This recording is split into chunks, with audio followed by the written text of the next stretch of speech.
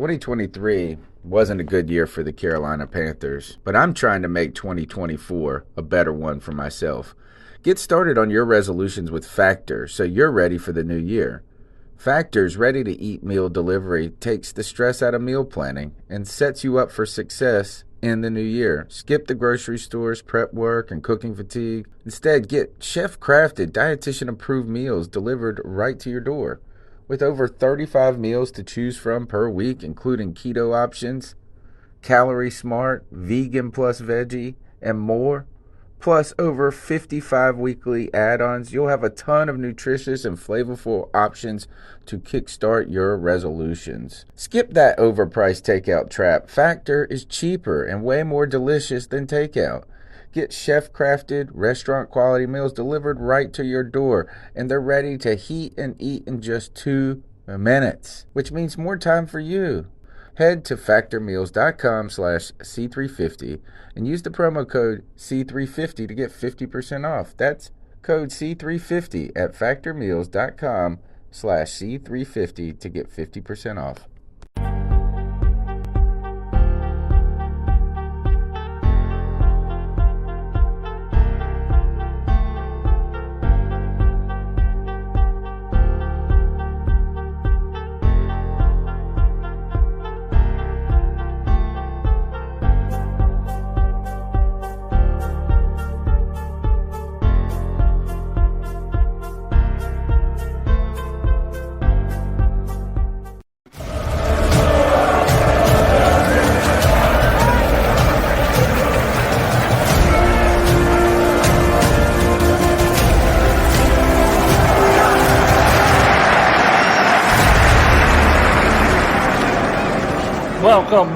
Welcome everybody to another edition of the C3 Friday Free For All, the show for the fans and by the fans. You already know what it is, man. My name is Cody Lashley, co-host of the C3 Panthers podcast. What it do, y'all? This is your opportunity to join the show. You may join this show via Streamyard. I posted the links in the description of the YouTube and the Facebook. And boys, ain't nothing to it but to do it. You know I got my Friday free-for-all faithful in the building today. Next, we'll jump to my man, Panther Pickle, one of the most popular members of the free-for-all now, man. Panther Pickle, how are you, buddy? I'm good, y'all. Just arguing about everything with everybody that wants to argue. Because some people love to argue. I don't really like to argue, but... yeah. Unless it's about the Panthers. Oh, I love that. Right. Got into an argument today with a Falcon fan on who was going to suck worse. Imagine that. Me and a Falcon fan arguing over who was going to suck worse. And I had a point. I said, your rookie quarterback seems to be doing better in OTAs than my rookie quarterback. Hey, what a pathetic argument. It's at least a conversation, man. And it's sad that we're even at that point. But here we are. And shout out to one of the co-founders of the C3 podcast, Joe Riolano, in the chat room. Joe, we love you, brother. Hope you're feeling well. Hope you're doing well. Nothing but love. Let's continue with these introductions. My man, Nick Montero. Nick, what's up, brother? Rocking that beautiful number 1 on your chest. Love it. What's up, bro? Things are going good, man. Bought my tickets to the Lions game. I'm going to be sitting down in the corner of the end zone, talking to Josh this week about the Steelers game. So the goal is 3 games this year. So we'll see what happens. Hey, man. Dude, on a Friday night, man. I'm happy to talk about this team. Dude, it ought to be fun, man. Ought to be fun. I mean, especially when you know you're going to get to see the Panthers, man. It's fun, man. Football's not too far away, man. I know it feels like it's further than it is, but I don't know. This summer's going to be over before you know it. But next up, my man Drew. Drew, what's going on with you, bro? What's going on, fellas? How you doing tonight? Ready to talk some Panthers football, getting ready for training camp.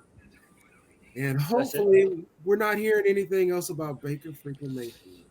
Yeah, I feel like inevitably that's the discussion for every Friday and Tuesday night. We're talking about Baker Mayfield, and I'm sure we're going to be doing the same thing at some point today. But Yeah, we'll get into it, man, because this is the story that refuses to die, apparently. Yeah, I heard a song today about Baker Mayfield, by the way. Oh, really? Yeah, it goes. Was it I Don't Want No Scrubs? No. I don't want no scrubs. It was Baker, you're our man. If you can't screw us, no one can. Oh, hey, I like that. Catch it, man. I like that. Next up, from Nine Lives Panther Podcast, Cube is joining us once again. Cube, what's up, brother? What's up, y'all? What's up? It's a pleasure to be here. Yeah, man. Happy to have you with us. Check out Nine Lives Panther Podcast. Also, shout out to KPM, who's currently here. Thank you for the follow on Twitter, brother. I appreciate it. No problem. That's a perfect segue. Without further ado, KPM, what's going on, bro? Oh man, nothing much. Trying to survive this massive heat wave, man. Oh my god, it's been brutal. Yeah, dude. The other day it was about 100 over here in Charlotte, man. It's crazy hot over here, man. But living in the South, I'm kind of used to it. But it's that time of year, man. Don't leave your pets outside.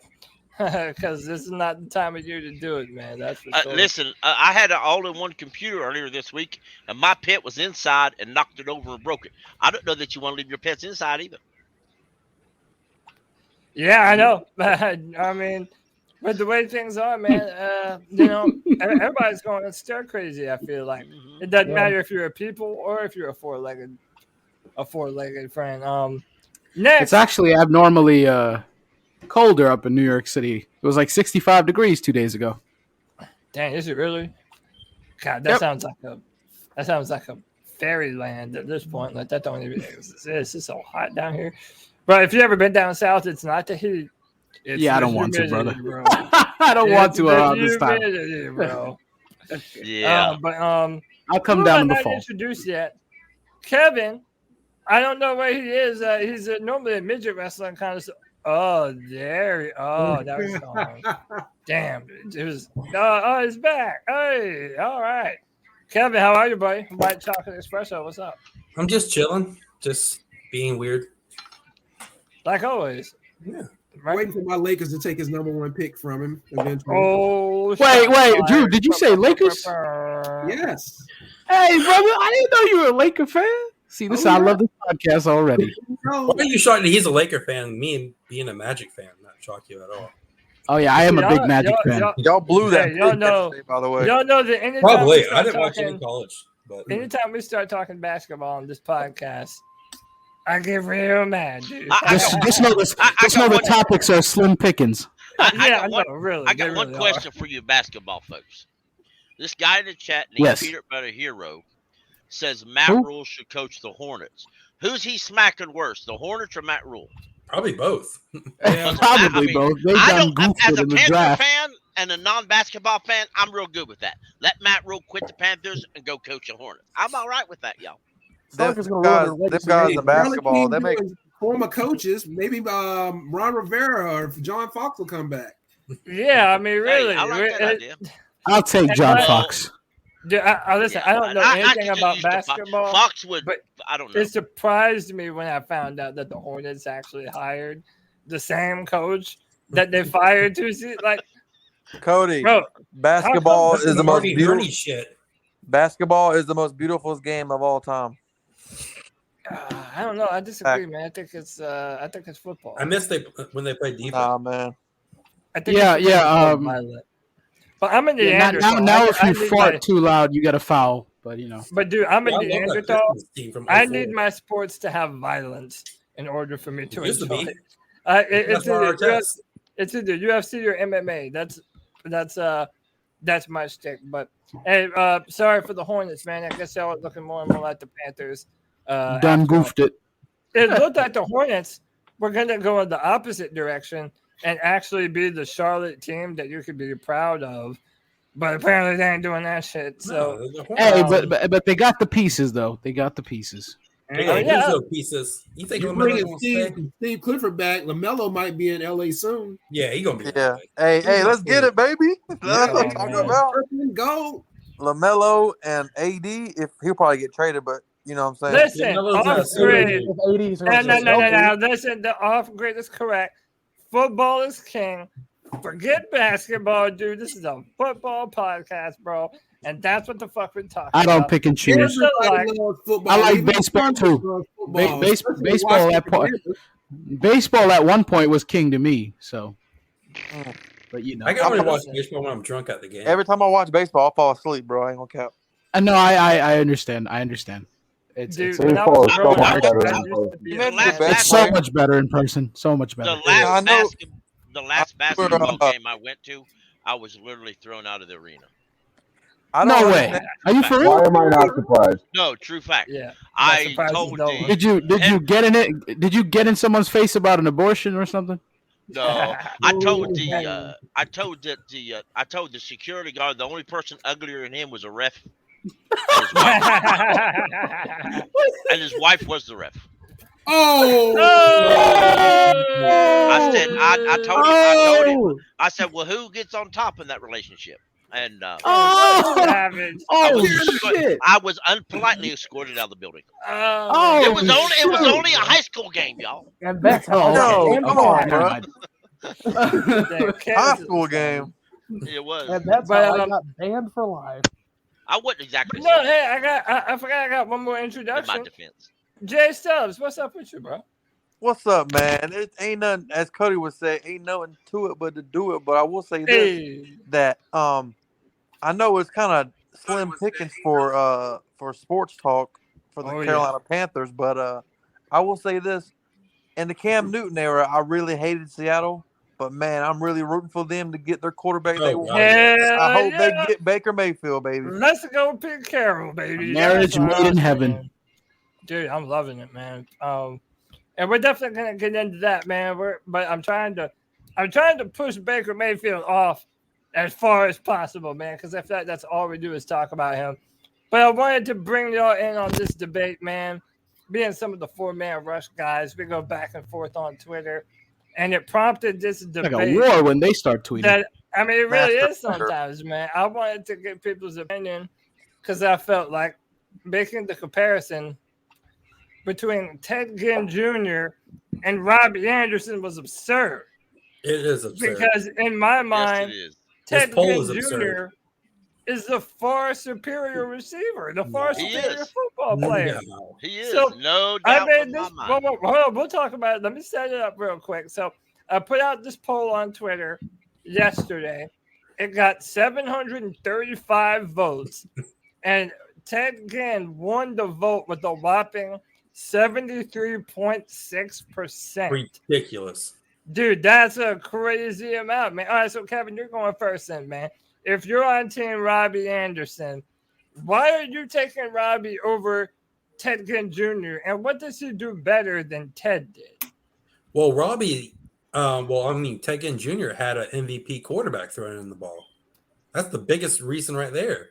And he only had 700 and something yards, so many drop passes. I mean, if Carolina in that 2015 year went, let's say 5-11, is this a discussion at all? I mean, I don't know, man. Like, listen, the hypothetical thing, if you want to do that and say that he was, we kind of have to. I mean, yeah, you really do have to. But what I'm saying is, like, what does Robby Anderson do better than Ted Ginn Jr.? He tweets better. Yeah, he is way better on Twitter, no doubt. That too. But I was at the Colts game that went in overtime, and I was like right in front of the end zone where he dropped that wide open pass. It killed me. I screamed my head off. Robby Anderson's better on Twitter than he is on the football field. He catches more people on Twitter than he does on the football field. Well, he's really great at Twitter, though. Ted Ginn can do in run around. He confuses the shit out of me on Twitter. Yeah, Ted Ginn can do in run arounds. In a pinch, he could probably line up at running back. I mean, Robby Anderson He's did a lot retired of now, that of course. this year. He He could. could do kickoff returns too. Yeah, he's kickoff returns. And you got to Robby could do remember, that if he's when asked. Ted Ginn spent 3 years in San Francisco, and all he does was returns. The only time he was really good was with us. And he gave us, to me, it's like Cam Newton. If you go by every guy who came here, they had their best years here. Like it's not even close. No one ever says that, but you can look at the stats, man. The one thing about Cam Newton's MVP year, and let's not take nothing away from Cam or anybody else, but if you look at the rate of returns, as far Ted Ginn would often have us starting at the 40-yard line or midfield. It was a lot less far to go to get those touchdowns. Yeah. I would say, what's the question though? It's not which kick return; it's which receiver. I will say this, and like, I don't know, man. This is pretty slim pickings, and I hate to say it, but besides DJ Moore, I mean, they've been our best 2 receivers for the past 10 years. 10 years. That's our second best receiver. One thing about Ted Ginn, no matter who his quarterback was, because remember he started out in Miami. No matter what worst quarterback he had, he never dissed his quarterback. He never threw anything at his quarterback on the sideline. He never played with Sam Darnold either. He never got on social media and said he was going to retire if they bring a quarterback in. He never did all that. You're talking about Ted Ginn? Yeah, that's true. Let me play devil's advocate here, right? Yeah. Like, obviously, I think Ted Ginn Jr. because, I mean, that 2015 season, our offense is predicated. Now, but look, that's important, though. That offense is predicated on Cam Newton and Ted Ginn Jr. Mm-hmm. Cam Newton opened up everything short and intermediate because you had to be fearful of Cam running the football. Shout out but Greg then when we weren't doing that, we were using Ted Ginn to take some of the most beautiful deep shots and quite literally in the history of Panthers football. And Robby couldn't do that? That matters to me, man. Robby That's a big deal. And by the way, I don't think that Robby Anderson has ever taken the top off of a defense in a way that defenses had to respect Ted Ginn Jr. Because they didn't respect the quarterback. Let's do this. We also had Greg Olsen. Let's pretend to swap the two out. Let's put Robby Anderson in with Cam Newton during those years and put Ted Ginn in with Sam in the offense that we saw last year. Okay, let's do that. And you know what? I do want to do that, Kenneth, because we're going to do the same thing in a little bit with Baker Mayfield and Sam Darnold. And that's why I'm not poo-pooing this hypothetical about, okay, well, what if you did put Robby on that 2015 team? Because that is a part of the conversation. And I'm going to do the same thing with Baker Mayfield later because I think he's the same quarterback as Sam, but has had the benefit of a much better offensive line. But we'll stay on track right now.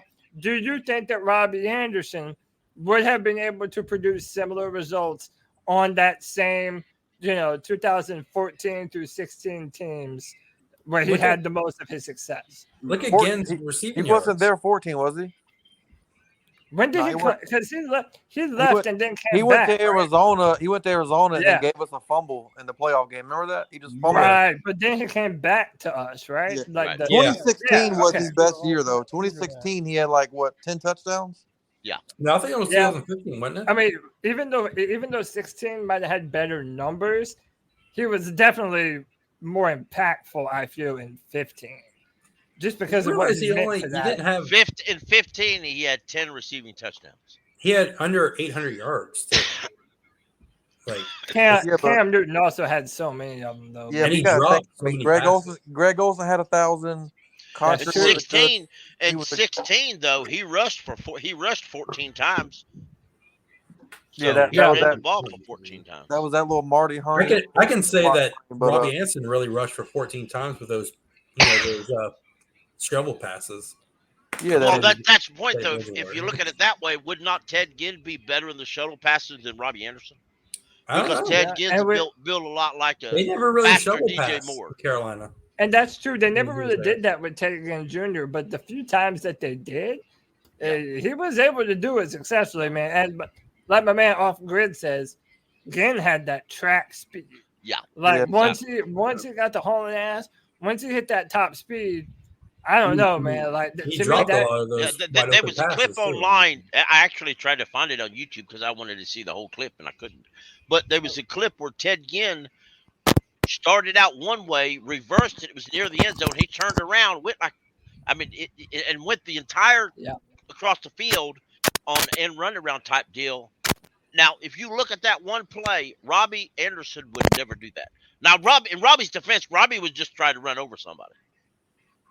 And also, didn't Ted Ginn have I know this is Carolina Panthers, whatever, but didn't he have a pretty solid couple seasons in New Orleans? New Orleans. I think he had one good season. I guess we had throwing him the football for a little bit. Hey, KPM, your volume is like really low. I don't know if you need to change your audio source. But also, like Ted Ginn had like 45% catch percentage. Wow. At best. Yeah, okay, but look, that's another thing. Let's talk about that. Who has better hands? Because I feel like Robby Anderson is just as known for his drops than he is anything else. I think Ted Ginn is too. But I think if you take what the quarterback, now you can't do that either because I've never heard Ron Rivera talk about Robby Anderson. But here's the thing, though, can we admit that like wasn't that a one season thing? Like wasn't Robby kind of like a one season thing? Like it was last year. His whole career. That dude was dropping layups. He had some dropsies, man. That's for damn sure. He caught the hard. I mean, I don't know though. Like I'm saying, like that's why I'm asking if you like. Let's say you had a good team, and you had to pick between either of those two, a prime Ted Ginn Jr.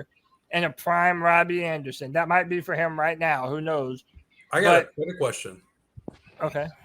Who gets more separation in our Super Bowl? Ted Ginn or Robby Anderson? I mean, I still think Ted Ginn. Ted Ginn, I think. My opinion. That doesn't mean just deep balls. It means like slants, everything else. I've seen. I mean, guys, Ted Ginn was doing some pretty good stuff, during the Super Bowl run. Like Cody said, he took a lot of end arounds. He got to the second level and he just took off on folks. If you go back and look, there's some times where obviously he's not Tyreek Hill, but he would just run by guys. He was definitely a deep threat. There's no doubt about it. How about this? I think it's at least fair to say that in his prime, Ted Ginn was one of the very fastest players in all the NFL. Oh, yeah. I mean, I don't know. I can't say that he was for sure the fastest, but let me tell you, it's damn sure close. I mean, that man can run a low 4.2, man. Did you hear Steve Smith on like Pat McAfee when he's talking about like fast receivers, how like it hurts them in route running because they're so fast they can't like stop on a dime or something like that? Yeah, something like that. Yeah. It was pretty cool. I never even thought about that. But that's why I think DJ Moore is such a talented receiver because he does have a little bit of that, where he can run really fast, but his body control has gotten a lot better, and I think that's something that he can do, which is why I think Steve compared himself to DJ. But he needs to run cleaner routes, though. All right, can you guys hear me now? Running a lot cleaner routes. Yeah, I hear you now, KP. My thing with Robby my whole thing with Robby Anderson is like, it seems like he's kind of like, and I don't want to like diminish him because he's a man and everything, but it seems like he gets in his feelings a little bit. You know what I'm saying? Oh, definitely. He's I don't know. He's by far more emotional. You know what I'm saying? Robby, for sure. Quiet. I met him a couple of times. He's kind of quiet. Kept to himself. Yeah. He had, kind of, I don't know. But I like Robby though. Steve Smith was very in his feelings. Yeah, but then again, though, it's like it doesn't look the same when you're not production. When you're not putting up Steve Smith numbers. KPM, let me go back to you, man. What were you trying to say before your audio was having issues? Okay, so I was wanting to talk about like one of my favorite Ted Ginn plays. Oh yeah, it was like the 2016 game at Oakland when Cam just unleashed a freaking missile 88 for an 88-yard touchdown. It was probably one of the best throws I ever seen Cam Newton ever make because that was such a beautiful throw. Is that the one in the back of the end zone? Yes. Yeah. And they try to cheat him and say incomplete, and that was a dime. Dude, that 2016 season was so rough. just coming off the back of that 2015, man. Super Bowl. But I admit, dude, Khalil Mack had his way with our offensive line that day, man. But yes, that was one of the most beautiful passes I've ever seen from Ted. So it's when you mentioned Ted Ginn passes, that's one of the ones that comes up. But also the Thursday night Saints game on Thursday Night Football, Cam launched a missile connected with Ted Ginn in the back of the end zone. Initially, they called it out of bounds. They said it was out of bounds, but then they checked the replay, brought it back. Also, look at their quarterbacks, man. Like, Ted Ginn played with Drew Brees and Cam Newton at their prime. And Robby Anderson said, Teddy Bridgewater as their best quarterback? And plus, Robby played New York, so he got that kind of hyped up a little bit. Yeah. But you gotta look. Ted Ginn was a first-round pick, was he not? Robby Anderson was undrafted. So Robby Anderson, Ted Ginn Jr. had a lot of prestige being that first-round pick. So. Yeah. I will say this, though. Ted Ginn had one of the worst drops in my entire fandom. Yeah. It was during the Colts game. We were freezing. I know exactly what you're talking about. I was there, man. And we were freezing cold, soaking wet, ready to go home. And this motherfucker dropped the ball. And we're like, and I love the Panthers, man, but just like freezing cold and it's pouring down rain. And he just drops a wide open, go ahead. We end up winning the game anyway. I was screaming. That's why you're number 2 receiver. Does anybody remember who was the guy that deflected that pass that Kuechly picked in overtime that won us that game? What do you mean? Which one? So when it was tied at 26, Andrew Luck threw it over the middle. Somebody popped the receiver. The ball popped up and Kuechly picked it. It was Star. Who was the guy that did that? What is it? Star K1, right? I don't remember. But am I thinking about? Isn't that the same fumble where he ripped the ball out of the dude's hands? No, am I thinking of the right Buffalo. game? You're thinking of Buffalo, I think. Well, he just Luke won us so many games just himself. I know, man. Yeah, I will never forget how much I was so cocky and arrogant when I walked into work the following day after Luke Kuechly literally obliterated Tony Romo. Yeah, my personal favorite moment. I could not get more cocky. My personal favorite moment of Kuechly, back-to-back interceptions against Dallas on Thanksgiving. Yeah, that's what I'm talking about. Awesome. Hey, do y'all remember? Yep. Y'all remember that? It was either 2013 or 14. It was in the rain at home against New Orleans, and Luke Kuechly went off and had 24 tackles. That's when he set the record for the most tackles in a game. Yeah, that was a monsoon out there. Yeah, it was literally like a monsoon out there. But Luke Kuechly, man, just flying around. That was the game that Jonathan Stewart rolled on top of a player, but he never touched the ground. Yep. You're right. And they had to do a challenge, but they ended up giving him the touchdown. But he never touched the ground. Now I remember Hickson's touchdown to win the division that game. I don't know if some of y'all watched it, but when Steve Smith caught that one pass by the sideline and the whole world swore he stepped out of bounds, and he stayed in bounds and ran like a 50-yard touchdown. That was one amazing plays too. Dude, we the need good to make times, some more. folks. The good times. Now we're right here like I know. My best Steve Smith catch was against the Rams. Or was against the Rams. Oh, that clown? Yeah, that yeah. I was so worn out that game. I was exhausted. You know what's funny about that catch? Nobody talks about the play before that. Is when the defender grabbed C. Smith and threw his head into the ground.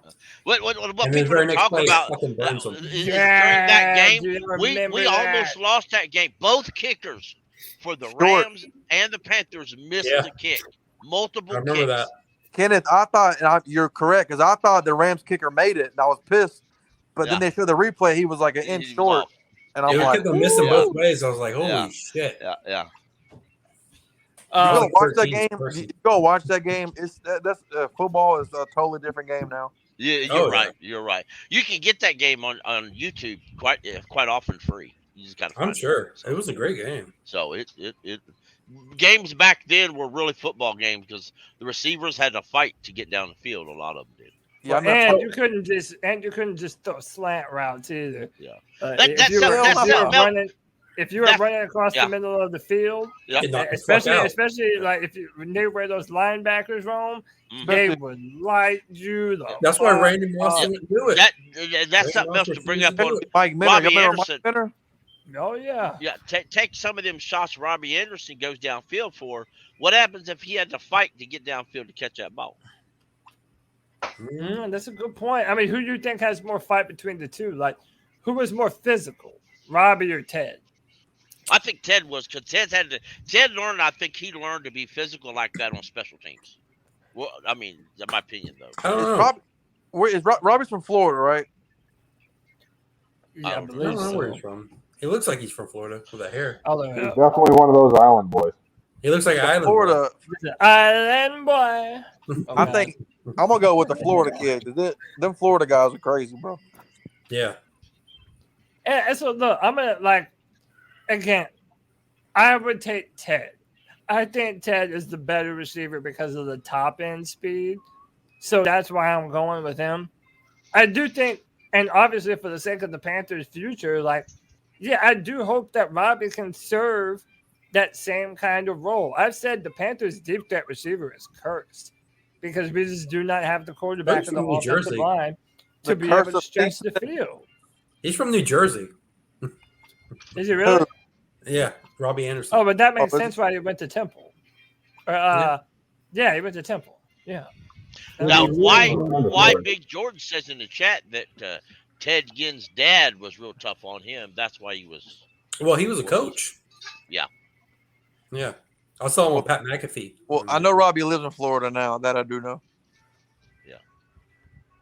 Yeah. I did know that his dad was a coach. He went to Ohio State. JD, I hope so, brother. Man, dude, that's one of the only things I'm hoping for, man, is that Matt Corral gets some way to light it up this year. Sheena was on a podcast today. That's what she said. She talked. They asked her about Baker Mayfield and trading, and she said it's the same as it was 3 months ago. Ain't nothing changed. Nothing at all changed. The only difference is some of these NFL reporters are actually realizing that what the local reporters said 3 months ago were actually right. No, there's no news, bro. So there's no news at all. Is Baker going? Where's Baker going? And a lot of that is because undisputed. Where's Baker going? Yeah, a lot of that is because if you watch some of the pressers last week, they're all on vacation. The personnel, the coaches, they're all on vacation. Hell, they're on vacation during the year, bro. Well, they may be, but they all ain't there now. Matt Rule either use all. I made that kind of money. I'd take me about a vacation. I'd take me 2 weeks off a month if I could. Then, of course, I probably wouldn't have that kind of money anymore either. So you would be Kyrie Irving. No, he'd be worse. He'd be what's his name out of the Wizards? John Wall. The Rockets now. Yeah. Keeb, you still there? You still with us? I don't think so. All right, we'll go back to Keeb. But part of the reason also why I'm not, why I'm not down on making the hypotheticals of putting Robby Anderson on that 2015 team is because this is one of the reasons why I don't want Baker Mayfield. Because I've done this same thought experiment with Baker. And are you going to tell me that we're talking about a vastly different quarterback in Baker Mayfield if he had been on the Jets for 3 years and that Panthers offensive line last year? For all the things that Baker Mayfield fans want, do you think that you would have seen any of those traits in him if he were under those same circumstances? Because I'll be real, I don't. I really don't. I think Sam and Baker's arms are comparable. I think Sam is more mobile. Baker might make better decisions, but again, how much of that is because of the really good offensive line that he's had around him for the past 3 years? I think that's relevant to this conversation. They're both Salisbury steak, bro. I believe what's going to get Sam benched this year is the same thing that should have benched him last year. is the simple fact is defenses aren't dumb. They know no matter what happens, it's still Sam Darnold. You get a few hits, you get a few licks, he's going to freak out. Sheena said it on that podcast, and I kind of agree. About week 4 or 5, they're going to bench Sam for Matt Corral and see how it goes. If he's ready, I'm hoping week 1 he starts. He's not guaranteed to be ready though, man. You know what I mean? No, but OTAs, and again, OTAs are what they are. They're not physical at all. But OTAs, the only thing he had to learn was the pre-snap stuff. Yeah, that's what it is. Trouble. That's what they said is giving him trouble. Yeah, I definitely don't want that out there. But by the way, it's understandable too. Yeah, and he also has 5 weeks to start to better learn the play. But by the way, considering the time to which he was drafted to now, and it's a new offense, I don't expect anyone to come in and be fully prepared to make checks at the line of scrimmage. But Patrick Mahomes wasn't doing it. Deshaun wasn't doing it. No, but let's be real. Is I Sam don't think Sam's doing that either. If Sam can do pre-snap, is he much better? Yeah. Sam's like, hey, shit. Shit. You know, I said on Twitter and earlier this week, and Tony repeated it Thursday. I say it here again. Choosing between Sam Darnold and Baker Mayfield is like choosing which bowl of shit you want to eat. Cow shit or horse shit. Pick one. Oh, they both that way, man. Hey, I'll Cody, probably go with cow shit because it has mushrooms in it. So I could trip. Man, that's crazy, bro. You're going to die tripping. But what were you going to ask, Jason? Like, my thing is, like, and, like, you can say what you want, but, like, people really think Baker's going to get here and then immediately not want an extension? Like. Right. That's what I'm saying. It does not seem – it seems like that's what he would do. He doesn't want to be here. So, I mean. Right. Well, good. We don't want him here. Let him go to Seattle. I mean, if he does want him in Seattle, he's not going to resign. So. And by the way, what do y'all make of this? Mary Kate Cabot, she's one of the beat reporters for the Browns. She maintains that this is a possibility of something that could happen still. And then it was also reported on this trip for the longest. It's been a possibility for Cabot. It's been a realistic possibility since before the draft. I tell you what. The Scott Fitterer's biggest, and I like Scott. He's a man. I like him. But his biggest miscount was him saying they're in on every deal. So everybody knows, just say, hey, Carolina possible. Hey, Carolina possible. Hey, look, they're in on every deal. Carolina, and they're dumb as shit. Carolina possible. Yeah, I mean, it's, I almost feel like it's media fabricated at this point. Like, I wouldn't doubt it if they were acting on behalf of the Browns, just trying to continue to make this happen. Also, but the Panthers could come out and just refute. I mean, we definitely we're definitely trying to trade. It was reported that the Seattle Seahawks were apparently still interested, and then that started going around too.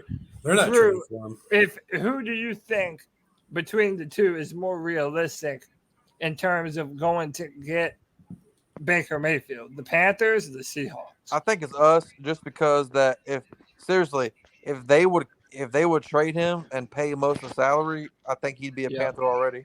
I really do.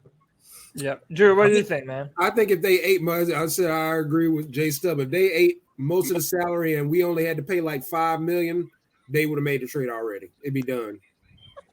They don't want to pay another quarterback any more than $5 to $6 million. That's why Cam hasn't signed, because that's all they really want to pay. Yeah.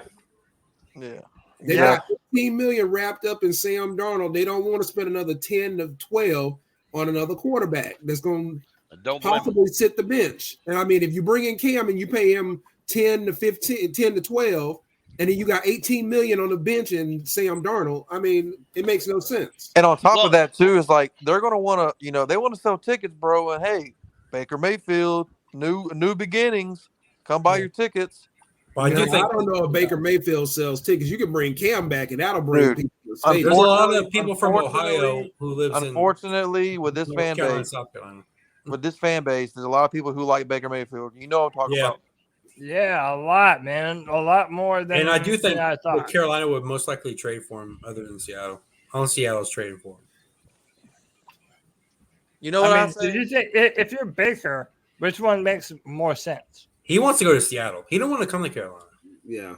If I'm Baker, I'm coming to Carolina because Makes sense. Seattle's trash. Seattle's worse than we are. And you don't want to follow Russ.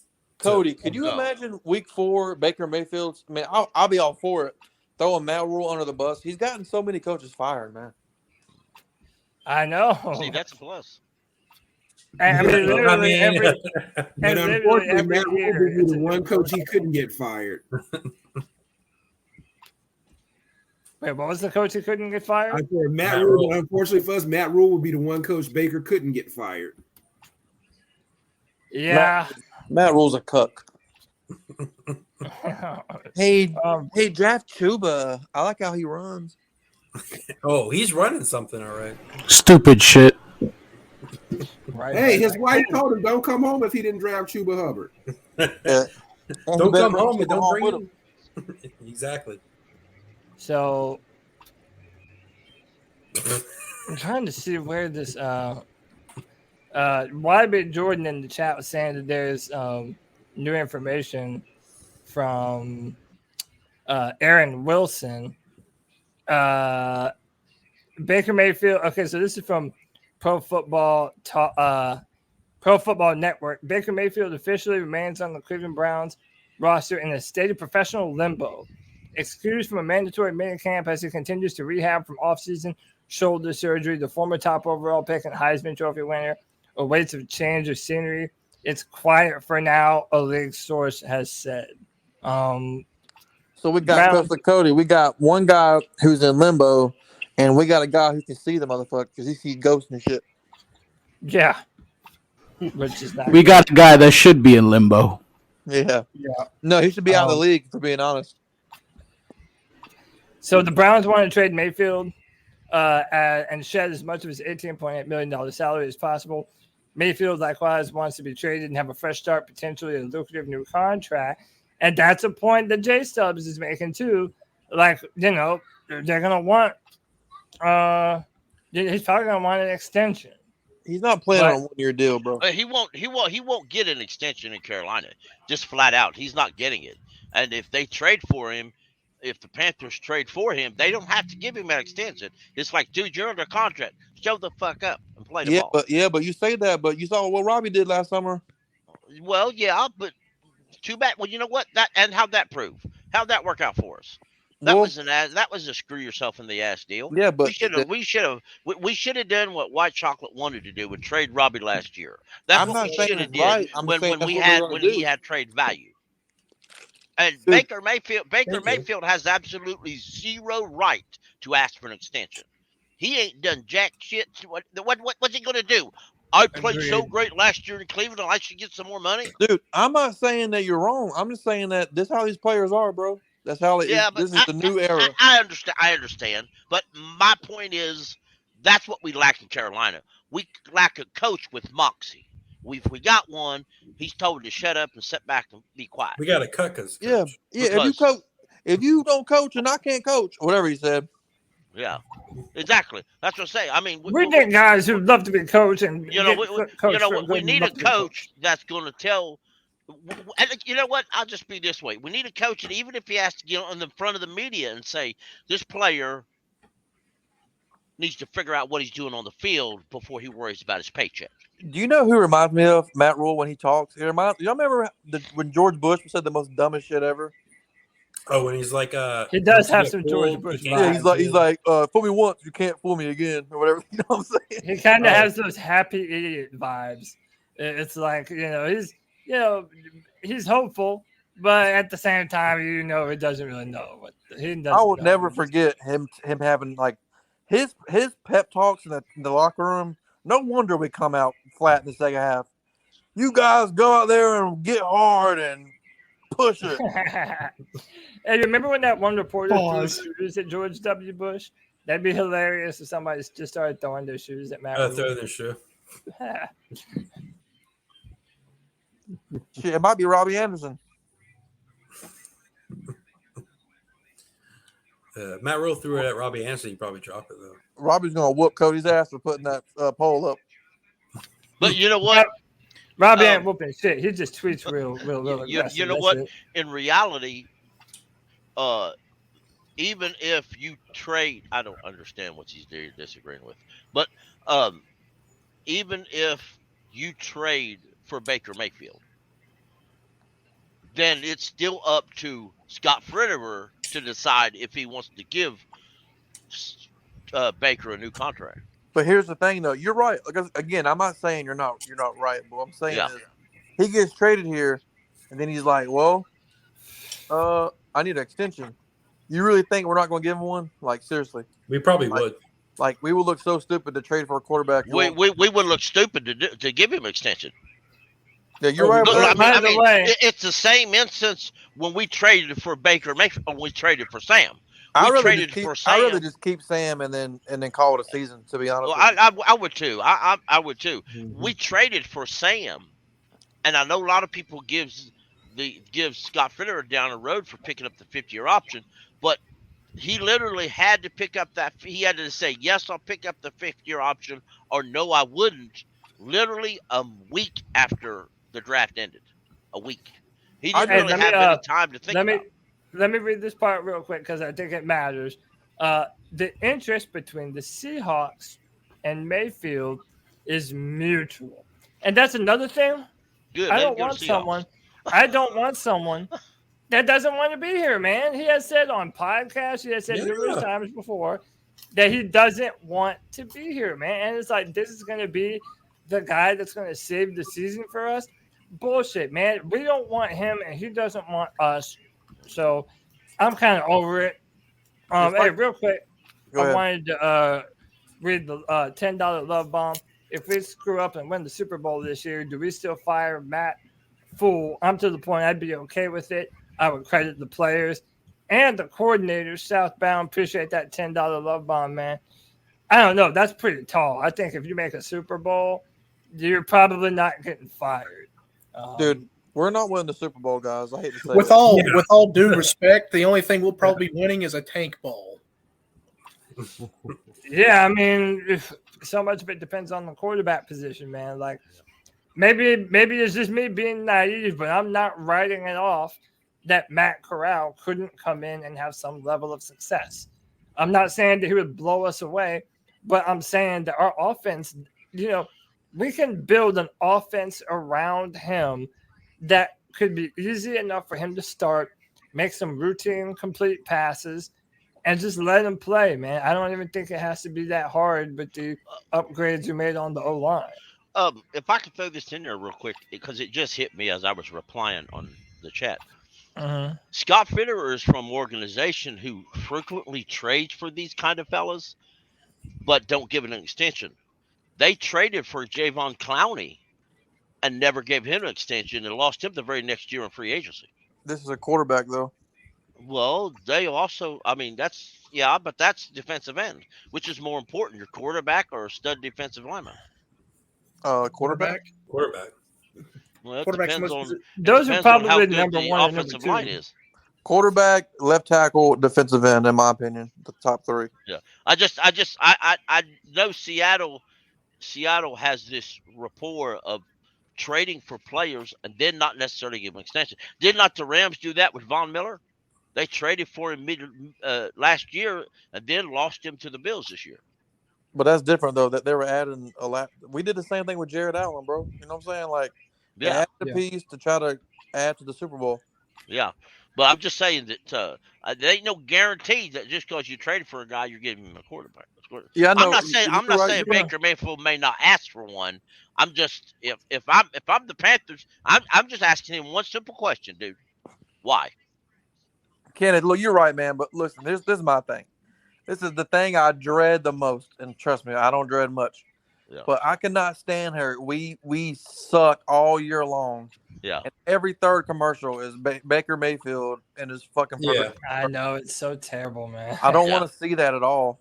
I agree, dude. I do. I agree. I'm not disagreeing with you. I just and also have we not done this 2 years in a row? Yes. Matt Rule's first year, we traded for a middle of the road basic bitch in Teddy Bridgewater. And by the way, fans and the organization is ready to kick him to the curb after 1 year. Right. Then next year, we do the same thing for an unproven Sam Darnold. That goes terrible. Now we're looking to move on from him again. Why should I be under the illusion that this time is going to be any different? Exactly. And also, no one can. No one has been able to give me a good answer as to how. Yeah, but it's going to be different, really. Cody, you need to realize though that what you said as well, that should help you realize that our front office is very incompetent when it comes to trying to solve these problems with basically like duct tape. I disagree. It's not even duct tape. More Matt Rule. He has control of the roster. I think he's trying to force this organization lost so many brains when they fired Ron Rivera. I think Matt Rule's trying to force Scott Fitter's hand and trying to trade for Baker. I don't think he wants him. That's why he keeps rejecting these trades. And I guess my bottom line is I wouldn't extend Baker because I wouldn't bring him in here. But didn't Ben McAdoo say at one point though that he didn't want Baker Mayfield? So he said that about Sam Darnold and Baker Mayfield. I really don't think the Panthers are that high on bringing Baker Mayfield in. I believe a lot of it is media guys. I mean, let's be honest. How many of the same media folks guaranteed us that if he's available, Kenny Pickett was going to be our quarterback in the draft? How many people guaranteed us we'd take the quarterback in the draft? And I'm not talking about fans. I'm talking about the very same people that said we've got a lot of connections with that we're dealing with for Baker Mayfield. Yeah, if you look at the mock drafts, it was like 50-50. A lot of them had us taking a left tackle. But I will say this about our organization, Cody, mainly the team. The one thing I don't want Baker Mayfield, because the biggest thing we're missing from this team is leadership. And that starts from the top down. And I do not want to bring another guy who's not a good leader. As soon as we start losing, he's going to blame everybody else but himself. And that's a fact. Mm-hmm. We've never replaced the leaders we lost in 1 year. In 1 year, we lost Cam, we lost Luke, we lost Olsen. I can't remember all of them we lost. Even Peppers when he came back. Yeah, we lost so many leaders in 1 year that it was. Our leader is Shaq Thompson, bro. That's crazy. I maintain that was one of the main reasons we signed Christian McCaffrey. Mm-hmm. Yeah, he ain't no leader either, man. I love Christian, but he ain't no leader. But Christian needs to worry about how to play running back position without being hurt every year. No, I think his girlfriend wearing him out. I've seen his girlfriend online. I don't know that I'd blame him though, to be honest about it. Yeah, damn right. Hey, before we go forward, I gotta add one of the 4 horsemen of the C3 Panthers podcast to the show. The voice that makes the noise. What's up? What's up, ladies and gentlemen? How you doing, sir? What you up to, buddy? Play Warzone. Bizzle and his bizzle. Just figured I'm gonna watch the Friday free for all. Might as well be a part of it. Let you guys watch me play some Call of Duty while I'm at it. Oh yeah, that's great entertainment. Hey, put him on the big screen, Cody. There you go. You don't have to do that. You don't have to do got that. Hey, you're the one who said you want us to watch it, so no pressure, man. You're good. You're good. No, man, what's up, though? Hey, I wanted to get your opinion. I know you saw all the stuff going on Twitter yesterday. We talked about it here a little bit. Ted Ginn Jr. and Robby Anderson. If you have your pick, who you picking? Who's the better Ted Ginn receiver? Jr. in a heartbeat, bro. Hey, my boy. That's my man. In a heartbeat. I will say this, is there a particular reason why? Like, what do you think? What do you think Ted does at a higher level? You think? Listen, I think he's got better top end speed. Number one, and second, how many times did we hear him? Was there a controversy outside of him not being able to catch a ball? Right? That was really the extent of his problems. Now, granted, that's a big problem for a wide receiver. Don't get me wrong, but we've also seen a really bad Robby Anderson. We've seen one good year of Robby Anderson, and that was okay. It wasn't even like a good year that I would put into that category of like, man, that was a great year. I wish we could have Robby Anderson back. It's just not like, I think we were all right with him getting a deal. I think a lot of us had concerns about his contract when it was sold. or when we signed it rather, that it was too much because it just felt odd, you know. But I don't know, man. I think Ted Ginn Jr. had a higher upside than Robby Anderson does. I think your nostalgia over the 2015 season is corrupted. That's definitely part of it. Hey, tell me when Robby Anderson had as much of an impact as Ted Ginn did it on our 2015 season. Yeah, that's I mean, I'm not saying they both weren't be impactful. They were definitely there that needed it, but I can see Robby filling in that role just as good as Ted Ginn. And people forget, man, we had like the best tight end in the league outside of Gronk. And we had an MVP quarterback compared to Teddy Bridgewater and Sam Darnold. I mean, that's a big drop off. But also remember, we had the best tight end in the league because the offensive coordinator, Mike Martz, who actually was the offensive coordinator when they traded because he didn't like Greg Olsen, has never coached in the NFL since. Dude, I just miss the days when you just threw it to He's Greg. never coached in the NFL since. You knew he was going to catch it. Right. Those days, bro. Yeah. But also, it was in the New Orleans game in 2015. Cam threw a ball. It was kind of a bad ball, but it was like on a 4th down, and Greg Olsen had to palm it. Yeah, dude, that Greg Olsen's the man. Remember the one he scooped? Remember the one that he scooped up from almost touched the ground on 4th down? Yeah, that's what I'm talking about. He had to really save that play right there, man. I do miss that. That one versus Seattle in the end zone. That's my favorite Greg Olsen catch. And let's not remember, Robby Anderson had over 1,000 yards with Teddy. Ted Ginn couldn't get over 800 yards with Cam MVP. Yeah, but you in my opinion, you're comparing. I think the game changed. I mean, from 2015 to now. Well, if you look at our offensive line too, that year we had a really good offensive line. We could run the football. We had everything great. And plus, there was a long stretch there where teams wouldn't even get past half midfield because our defense was so good. Y'all remember that? It was like 4 games in a row where teams didn't even get past midfield. Our defense led the league in turnovers and had over 40 forced turnovers. So I don't know. Like I said, I think he's right. I think that we just. I think it's closer than people think. We're getting caught up on that Super Bowl season.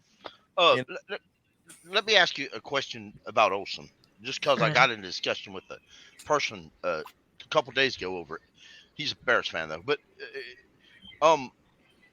Greg Olsen. I remain to the fact that Greg Olsen came to Carolina at the right time. We had an offensive coordinator who actually was working the offense around the tight ends. If Greg Olsen would have came here when John Fox was head coach, Olsen would have not had the season he had.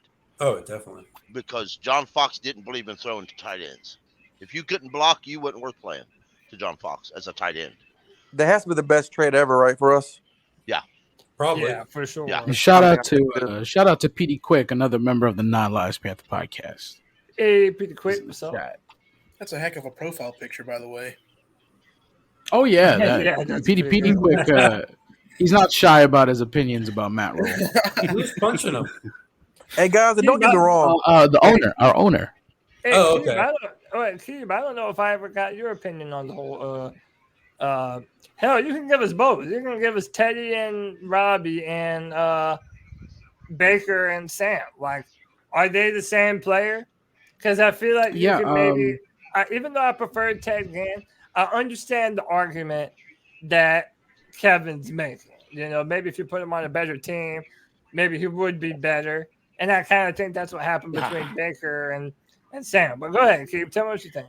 No, I mean, I the reason I don't voice my opinion on Ted Ginn versus Robby Anderson is because I have bias. I'm not a fan of I'm not a fan of Robby. Not a fan of his Twitter shit either. And I'm a big fan of that 2015 season as well. So, Ted Ginn for me. No other comment there. Sam Darnold, on the other hand, I'm guessing this is you're talking about how you kind of said they're the same thing. They're the same person, basically. One had better talent over the other. My argument was the only reason people think they're different is because one of them played behind a vastly superior offensive line with vastly superior weapons at the receiver position. With an MVP. Right, yeah. So again, I said this before we went live. I was driving today. In New York City radio. I was like, yeah, let me listen to what the fuck is going on about football. And they brought up the topic about which quarterback did less. And they brought up Baker Mayfield which quarterback did less with the team that they had, more with less talent around them. Yep. And they brought up Dak Prescott and Baker Mayfield, which made absolutely no sense to me because he had one of the best offensive lines, period, compared to our shitty offensive line. So if you have all that time sitting behind a really good offensive line, I'm not even getting, F their coaching, F their weapons. I mean, at one point they had a star-studded wide receiver in Odell Beckham, and they refused to throw him the ball. And Jarvis, which I'm not even gonna, and Jarvis, which that's debatable if he's a star or not. But, and Hooper, right? They had Hooper. Right, exactly. So again, Joku, they have. I mean, we can go on and on. This is what I said. Like, y'all give Cody too much pain on Twitter when he voices his opinion because he's coming from facts here. Like you got to hear him out a little bit. But So again, like it's like you're comparing a guy who had all those weapons and who couldn't get it done. And it's the Browns anyways, versus a guy who probably shouldn't be in the league because of all the crappy passes he makes. And it's not long throws as well. I mean, I was watching tape earlier and I wanted to kill myself, but but yeah, no, there's no comparison at all. Well, they're actually, it's worse with Baker. But yeah. But isn't that my point with Robby though? Yeah, and that's why I agree, Kevin. That's Robby? why. No, and that's why I'm not disagreeing with you. Like, again, we're talking hypotheticals, so none of us can prove this shit one way or another. But that's what I'm saying. Like, I try and break it down. Forget teams, then. Like, what does one do better than the other? If we're talking quarterbacks, I don't see a trait that Baker Mayfield has. But I'm saying, like, okay, we all know Sam makes terrible decisions. But, like, what does Baker do better, more consistently than Sam? The commercials. He probably doesn't. Hey, by the way, hold on. Before we go further, let me welcome my man JD to the show. JD, what's going on, bro? Long time no talk to.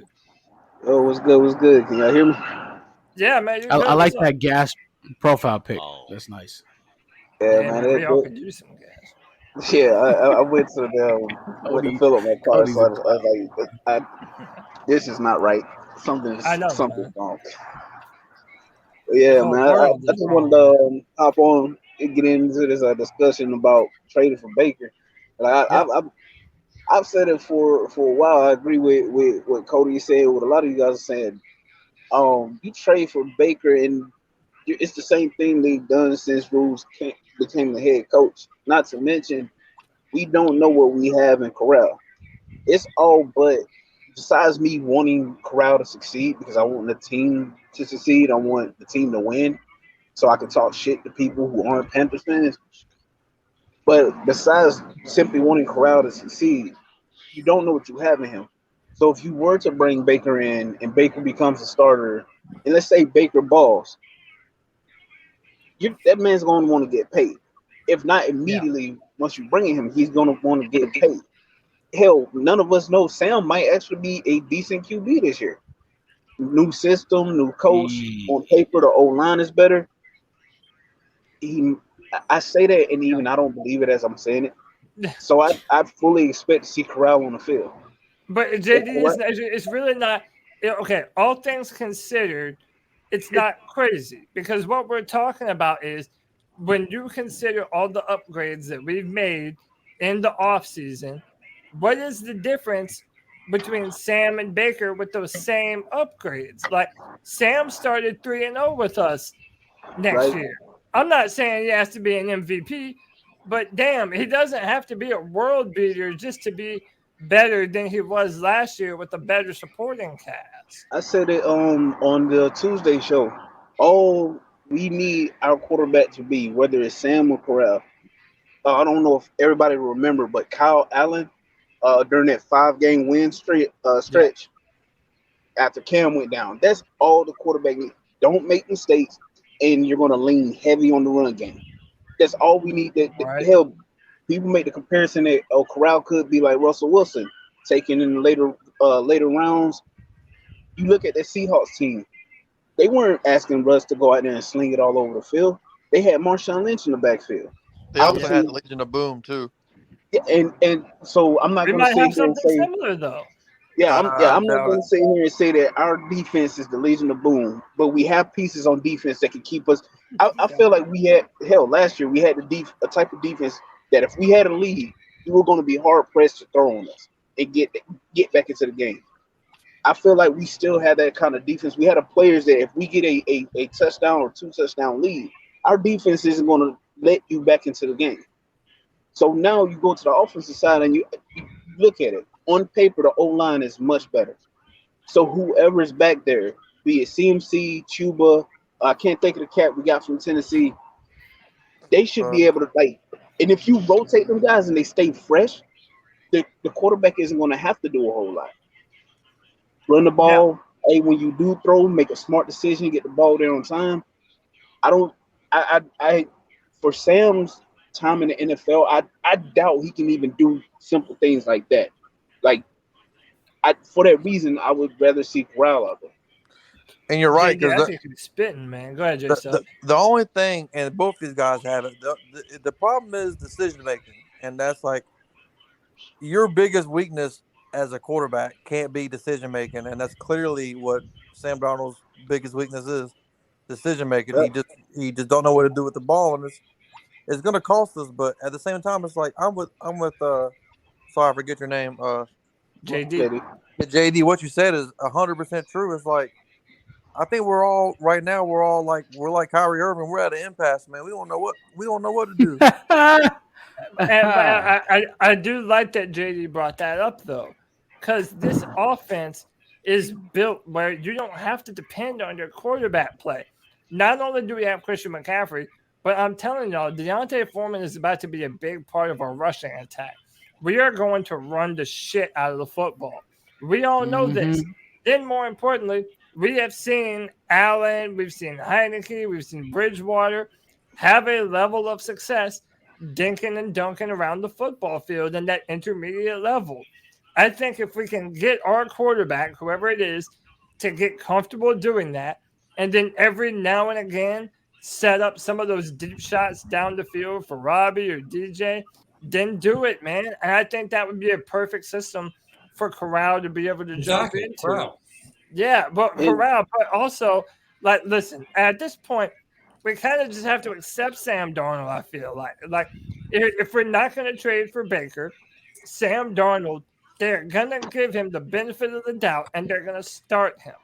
So it's like we might as well swallow that pill now and just see what you can do behind these upgrades. Let me let Nick go on this, and then we'll get some more people. Go ahead, Nick.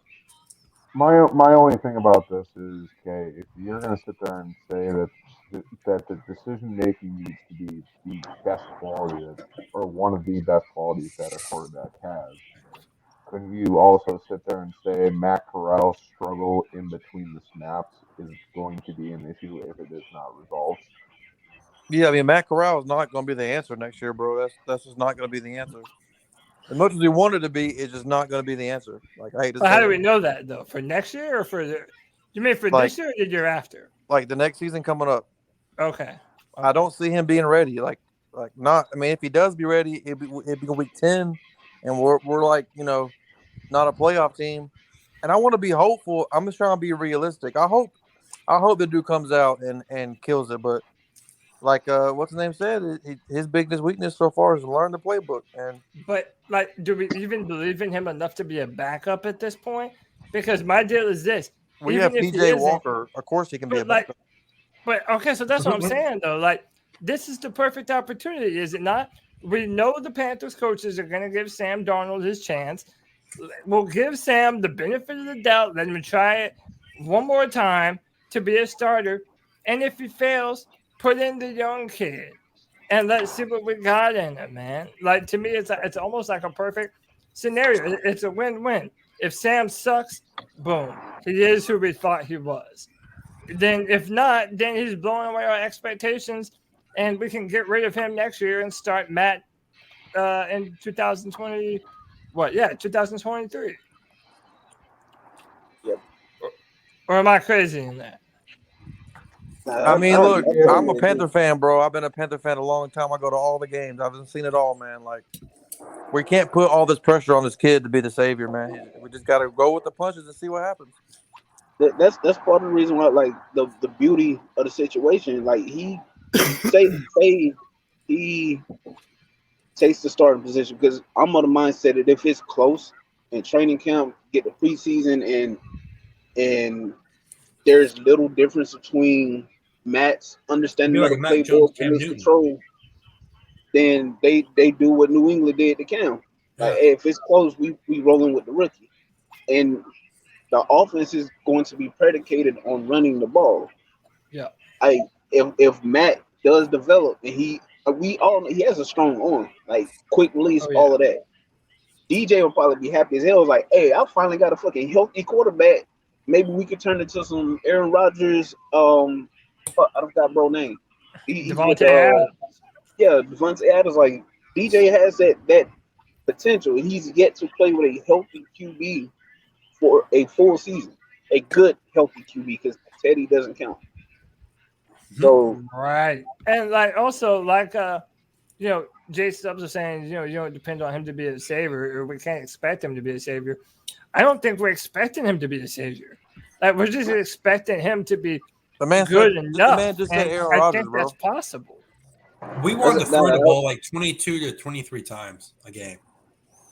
I'm saying, like, that's the type of relationship they can develop that they can have. I know. I'm just saying, dude, I hope he's great, man. I really do. I'm a Panthers fan, bro. We don't need him to be great. We just need him to be good. Competent. We just need him to be competent and show some swag, man. Show some balls to be able to throw it downfield. Yeah. And when you see that deep shot is actually opened up, man. Like, I'll never forget that game that PJ Walker came in and won against the Detroit Lions. Like, look how much the defense or the offense looked better just because of PJ's willingness to push the ball downfield. Like, I think that gave our defense the jolt it needed to pitch a shutout that day, which we did. So it's like, I don't see why giving Matt Corral a small playbook, a digestible playbook, let him take some shots, but run the football. I have no doubt in my mind that can be enough for him to get a good start in the NFL. And like I said, if that's enough to break him, I don't think he's made to play NFL football. Yeah. Yep. So I want to bring up something else. Okay, we've been talking about the quarterback situation. No problem, man. Let's talk about the offensive. Let's talk about the offensive line real quick. Let's do it. That's going to be a big question going into this season too. Huge. So we pretty much know what the right side to center is going to look like. With you're going to have Bozeman, Corbett, and then Moten. So what do you guys think the left side of the line is going to look like? The starting camp or the end product, and I'm talking about toward the beginning of the year. I think Brady Christensen's playing left guard and Ickey's playing left tackle. That's what I think is going to happen, and not right off the start of training camp. It won't be, but soon as the pad gets on, soon as the preseason starts, soon as it's time to punch the other opponent in the mouth, that's when you're going to see Brady Christensen slowly get kicked into left tackle or left guard rather. So, yeah, I mean, if I'm guessing KPM, my offensive line formation, this is not necessarily how I would line it up. You probably already know how I would line it up, but the formation that I think they're going to go with from left tackle to right tackle is going to be Ikem Ekwonu at tackle, Christensen at guard. I think Bozeman's going to be center. I think Corbett is right guard, and Taylor Moten, he's going to be right tackle. And I think part of the reason why it looks like our offense is so tight end heavy. I think we're going to be using a lot more 2 tight end packages. I think Ian Thomas and Tommy Tremble are going to be used along that offensive line. One of them is going to block, and the other one is going to be a decoy too, man. Like you never know if they're going to come off the line, run a route. It just gives us more options, and I think that's what McAdoo is trying to do. Frankly. Now, Cody, I have a question. You talk about the 2 tight end set. Greg Olsen and Kittle and Travis Kelce just had that second annual tight end U. Tommy was the only Carolina Panther tight end to go. Why in the hell did Ian Thomas not go? Because that's a good ass question, Drew. Why didn't he, man? Buffalo had like 4 tight ends going. Dude, that's crazy. A couple of teams had multiple tight ends going. Carolina had 1, and it was Tommy Tremble. And he has a rapport with Greg Olsen, too. They're cool. So him and Ian Thomas played together for a little bit. My question is, Ian Thomas sucked the last couple of years he's been in Carolina. They give him an extension, and he refuses to go to learn from some of the best tight ends in the game. Zero Chill in the chat said that Ian Thomas did go. They had the list up there, and Ian Thomas was not one of them. Tommy Tremble was the only Carolina Panther. They had it on Bleacher Report. How about this, man? Like, do you think maybe I don't know if it did or didn't. I'll go and check it out. But at the end of the day, like, I've been very critical of Ian Thomas, because I feel like in the 3 years that he's been here, I kind of feel like every year he's kind of degraded a little bit. Like his first year, he had some really good numbers. And then in the subsequent years, his numbers kind of dipped and fell off. Maybe that was because of the system, but I don't know, man. I really, Ian Thomas is really going to need to prove something this year. He got paid. He don't need to prove nothing. In Ian's defense, his rookie season was with Cam, and like Cam is one of those QBs that if you're a tight end and you can get open, he's going to look for you. Like there's a reason why Olsen became the first tight end to have back-to-back 1,000-yard receiving seasons. So if I'm not mistaken, Ian's first year, his rookie year with Cam was his best year, and every year after that, you had following season with Joe Brady, offensive guy. I hated hearing people say that, he uses tight ends. Randy Moss's son was at LSU. He didn't put up any numbers because LSU's scheme did not incorporate tight ends. And he brought a similar scheme to the NFL. But Joe Brady did not incorporate tight ends into the passing game. So that's in part to defending Ian. Like, I'm not going to say it's his drive or anything, but the system hasn't necessarily been – the system and the combination of quarterbacks he's haven't necessarily been the best for him. Like, I feel strongly that if Cam had remained the quarterback, Ian would look a lot better. His numbers would look a lot better. Well, okay, so he was there, Drew. I got the video. He did. The list. Let's see. Yeah, they were both there. They were at the tight end. Okay, well, I'm glad he showed up then, because they must have updated the list because they only had Tommy Tremble showing at the beginning. Yeah, I'm glad that they both showed up, man. I think that these guys have to look. We've been hard on Ian Thomas, but I still think he has a ton of potential that we've yet to see. We did see some good plays last year, and I think that he really did kind of step up a little bit. I'm hoping that our offense features him a little bit more. And like I said, I do think that that's going to happen. I'm excited about Tommy Tremble, but I'm kind of over Ian Thomas at this point. I'm just going to be honest. I wouldn't have not gave Ian Thomas that contract they gave him. I would not have done that. Period. Yeah, Jared Cook is there was contracts I would not have given, but I would not have absolutely given that one. I'd let him just walk in free agency. I mean, but that being said, real quick. Let me welcome my man Twan Don to the show. Twan, Yes, Big sir. bro, What's up? What's going on, fellas? What's going on? What's Chilling, man. What's up with Happy you, bro? Friday. Happy Friday. Glad to see all of you guys still here breathing. It's a wonderful thing to be alive, bro. That's it, man. Blessing, highly favored. What's up with you, brother? Nothing much. Just, come up here with my brothers to talk football. Hey, man, I like that. We're talking some tight ends right now. Tommy Tremble and Ian Thomas going to Greg Olson's Tight End University. Let's go, man. Tight End University. I'm happy, man. I'm hoping that we can see some more improved tight end play this season. Twan, let me get you in on this real quick. I said there's no difference between Baker Mayfield and Sam Darnold, man. What say you? No, I think Baker Mayfield is a lot better than Sam Darnold. All right. But if you combine everything that comes with them, I still Baker Mayfield I still think is significantly more talented than Sam Darnold. But if he has that attitude that goes along with it, people won't concentrate on his talent. When people don't like you, they won't concentrate on what you do well. I found that out in life.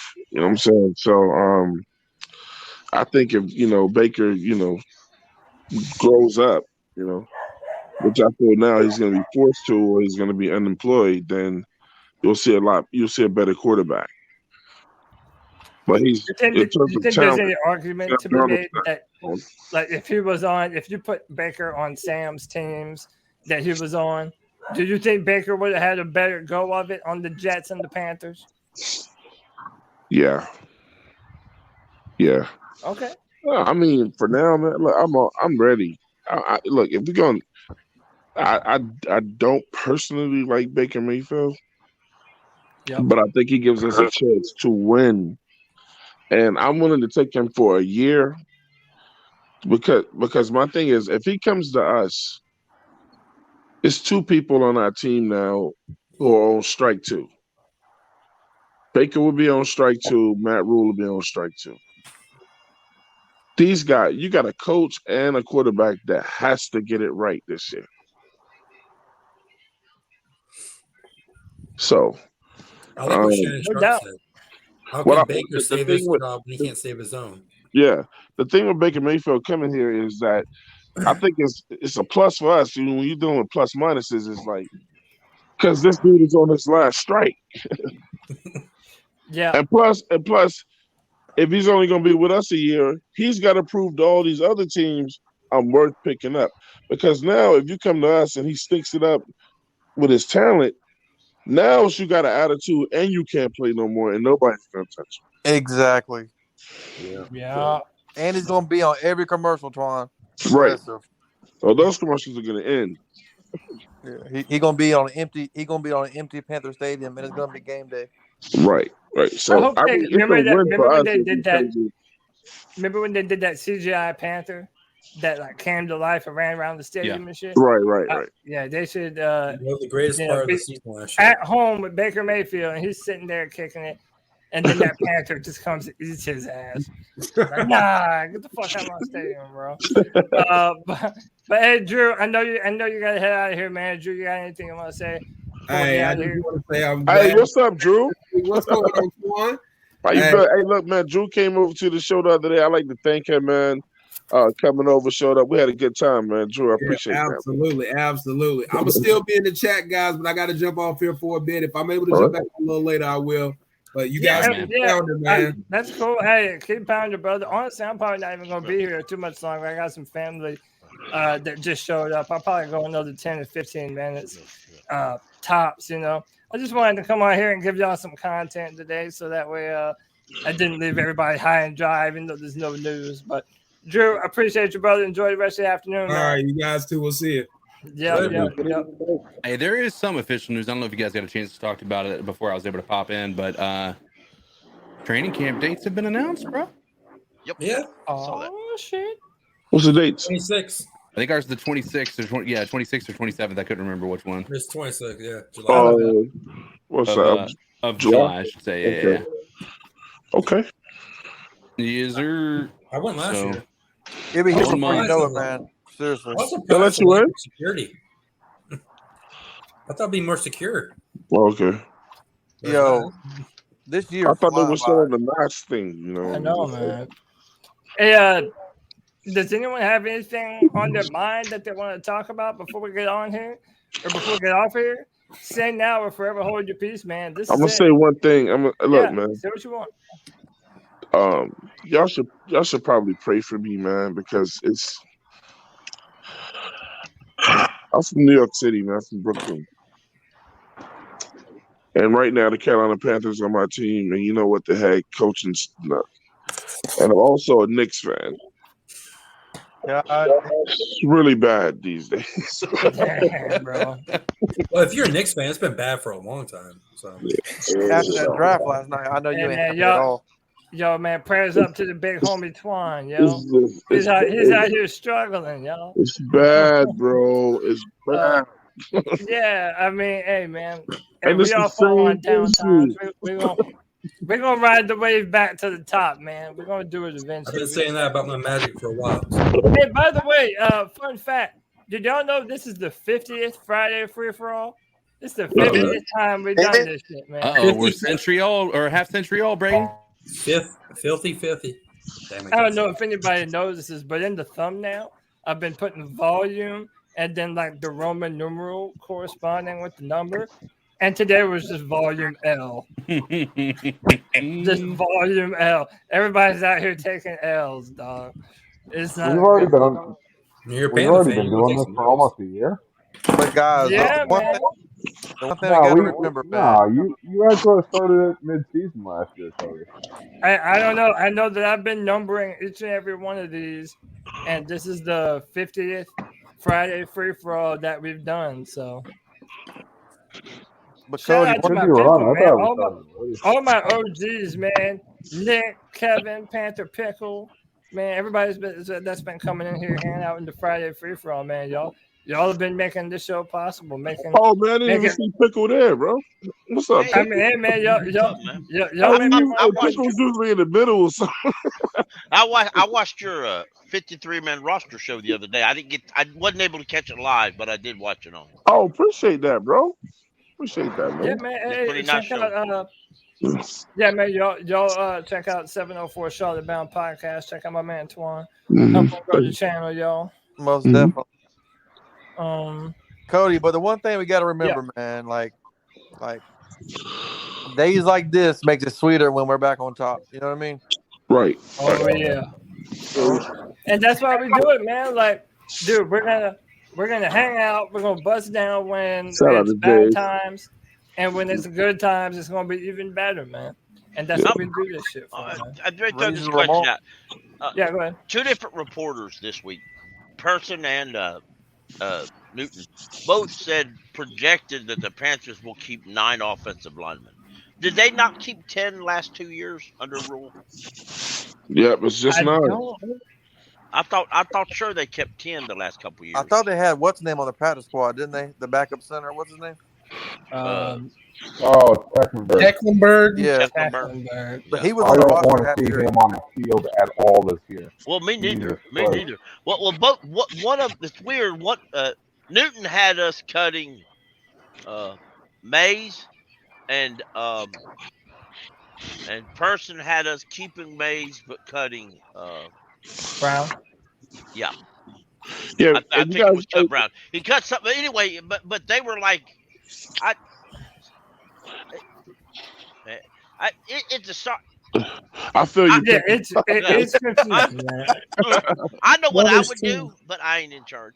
I just outright cut Cam Irving and Pat Elfline and just. I mean, that shit all I have been. Listen, everyone who's been following this channel knows how much of a fan of Deontay Brown's college film I am. Mm-hmm.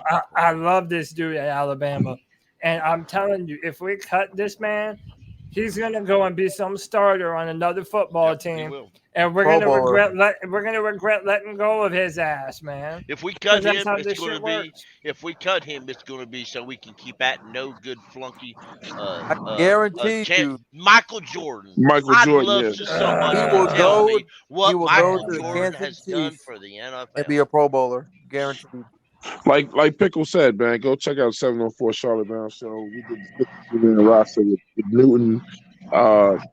If you it's posted on ESPN Plus. Plus, if you have the subscription. But man, yeah, like what he said with the offensive lineman, we were like, man, hold up, where's Cade Mays at? Oh, it's about 3 horrible linemen in the list they said they were going to keep. Yeah. And then Cody, I don't know if you remember when I did that report on Equano and Cade Mays, they were the 2 linemen that were at rookie camps, and the word was that Cade Mays was just fitting in, doing his thing. So what would have happened? And one of the persons that said something good about him was Matt Rule. So Michael Jordan stays and Cade Mays is the one y'all thinking about? Yeah, that was. Hey, but that's the kiss of death, though, Twan. When he starts praising you, better watch out. He praised Michael Jordan last year. We didn't get to cut that fool. Doesn't that suck that we have a head coach that whenever they praise someone, we're like, oh shit, we better expect him to be terrible now. It's just like when Charles Barkley picks you to win. Cade Mays is the only offensive lineman. He's the only offensive lineman on this team that has played all 5 positions. Yeah. We got to keep the young guys. They're going to be cheaper to keep. Like it makes you know what I'm saying? Hey, before we go, go ahead, Kenneth. Finish your point, and then I'll. Well, if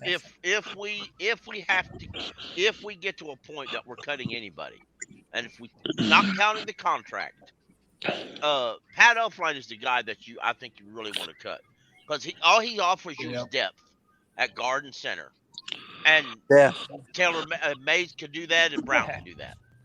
Hey, is Cam Irving still on the team? Yep. They're projecting him to stay.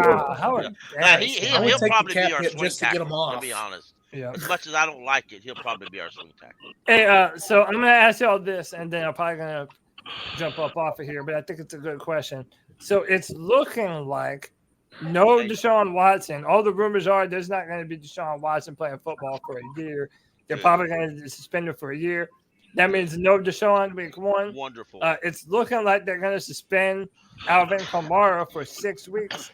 That means no Alvin Kamara in week 3. So me and Pickle tried to tell y'all this. We tried to tell you a lot of these teams had issues that we weren't going to be affected by. Right? Yeah. I mean, do y'all think this gives us a better? You guys are going. Hey, look, Cody. Absolutely. Cody, eventually you have to go back over that schedule and then with the win losses, and then I guarantee you people's minds change, bro. Hey, Cleveland's still talented though. I said that last year though, bro. Yeah. See, the key to beating the Browns would be having to shut down the run game because I mean you got a 1-2 combo of Chubb and Hunt coming up the middle, so you got to find a way to. You got to find a way to close the running gaps. So. But you can cheat you can cheat the run if you know that's. Look, man. Exactly. If Jacoby Brissett is playing quarterback, you can cheat up. You know he ain't throwing the ball all game, bro. You do what Matt Rule, throw it deep. You do what Phil Snow tried to do last year. You play press man coverage. Yeah. And you bring a safety into the box like exactly. And you like, come on, mother. Come my way, please. That damn Pickle must is a coach. Hey, man. that veteran who came in, did we ever sign him, the defensive end? No. Nope. But they've been bringing in a few different people. Carlos Dunlap? Yeah, they never did sign him. Our pass rush is going to be ugly. I was hoping for that defensive tackle. He went to the Steelers.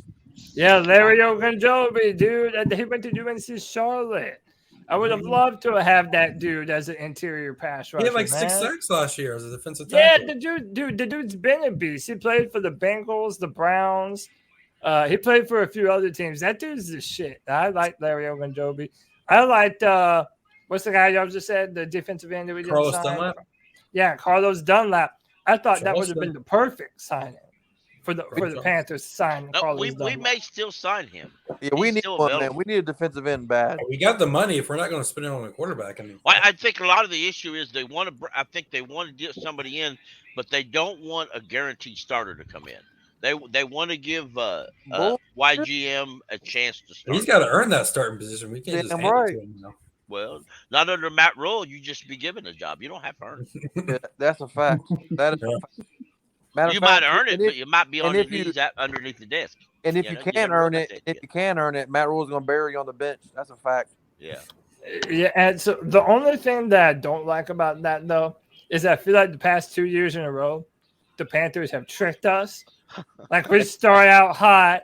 Oh, the Panthers are good. The Panthers are the shit. It's the opposite of Ron Rivera. And then we get this false sense of security, and then we come crashing back down to earth around week 7. And it's like, bro, I'm hoping that it's not setting up to be the same kind of thing. It is. Jarrett Cole, they don't want me as head coach. I'm not politically correct, y'all. Some player go down because they hurt. I'm gonna walk up and say, "Get up, you damn pussy." Get the fuck out. I'm not politically correct. I'd be like that. I'd be like some of them old 1950s coaches, y'all. Kenneth would have to be putting out some statements every other Tuesday. Be like, all right, I'm sorry. Right. I'm sorry, y'all. I didn't mean to hurt nobody. I'm sorry I called that guy a pussy. I've been one, but I shouldn't have called him. He's gonna walk up to our kicker. And kick him. Yeah. You're gonna be kicking kickers. Yeah. I wasn't being violent. I was teaching him how you kick. No, I'm about to get up out of here too, man. Ladies and gentlemen, that has been another edition of the C3 Friday Free For All, man. We did about an hour and 30 minutes when there really ain't shit to talk about. But, man, we always find something, man. I appreciate each and every single one of you for coming and hanging out with us, man. All my usuals, Nick, Kenneth, Kevin, White Chocolate Espresso, Warren, Jay Stubbs. My man Coach Diz was still murking people in Call of Duty while we're out here talking Panthers, man. I've been watching. Bro, CK goes ham, y'all. You must not know. Is Greg having a show tonight? Probably so. I'm not sure. I haven't talked to Greg enough. All right, everybody. All right, Twan. All right, JD. I'll catch y'all next week. All right, Jay. Hey, Twan, tell people where they can find you before we get out of here, man. All right, man. Check us out at 74 Charlotte Brown Show, man. Every Tuesday night, and then we're trying to work in another night, man.